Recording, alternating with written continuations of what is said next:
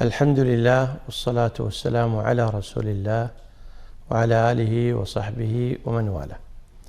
بینندگان عزیز، خدا کی هست و چرا باید واقعا او را بشناسیم؟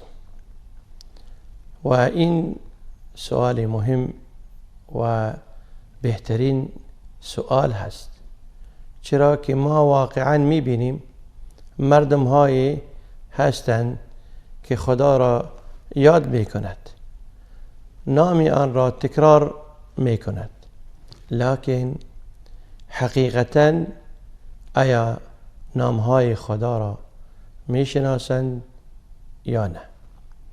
آیا صفت های خدا را میدانند یا نه؟ خدا ذات مقدسی هست که او پروردگار خالق جهان و عالم است. ما و شما می دانیم که یک چیزی پیدا شده، یک چیزی در وجود آمده ممکن نیست که آن بدون از خالق و بدون از صانع پیدا شود. پس می دانیم که هر چیزی ممکنی وجود هست در این دنیا، آن صانع و خالق داره. ما می گوییم که این چیز در ژاپن جور شده و این چیز در ایران یا در عربستان جور شده، لکن انسان را کی جور کرده؟ همون ذات مقدسی که انسان را پیدا کرده، آن خدا هست، آن پروردگار عالم می باشد. چی کدام دلیل و دلایلی که داریم؟ اولا مسئله فطرتی هست.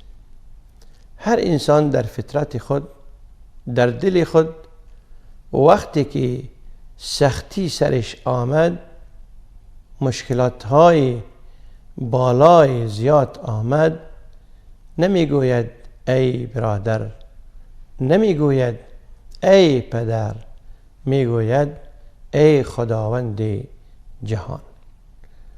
صدا می کند و اینایش بالا می شود، یا رب العالمین.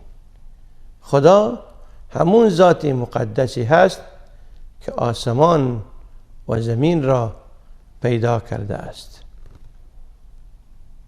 خاطری همین رب العالمین صفت خود را برای ما و شما واضح گفته: اعبدوا ربکم الذی خلقکم. ربکم الذی خلقکم یعنی پروردگار شما کی هست؟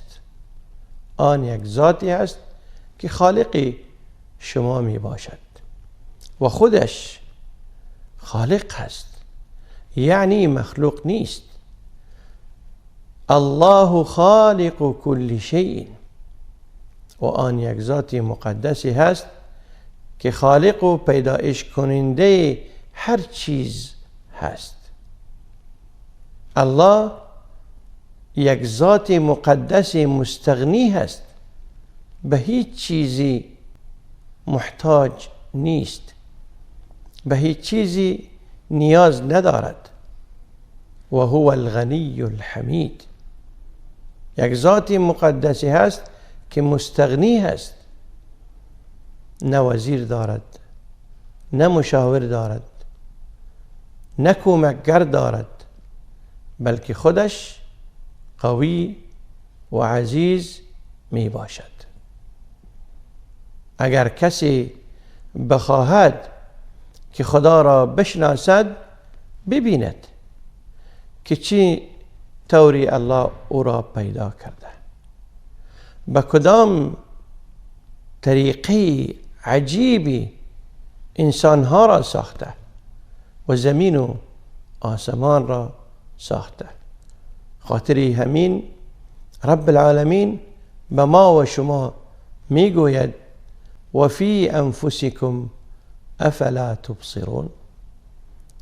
آیا به نفسهای خود شما نمی بینید که ببینید خالق شما، تربیت کننده شما،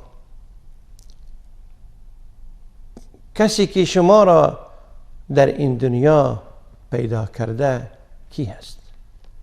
و به این مسئله هیچ کسی از مردمهای دنیا مخالف نیست. هر دین و هر کس میگوید که خدا هست، چرا که مسئله فطری و مسئله نفسی و مسئله عقلی می باشد. پس همه می داند که خالق زمین و آسمان رب العالمین هست.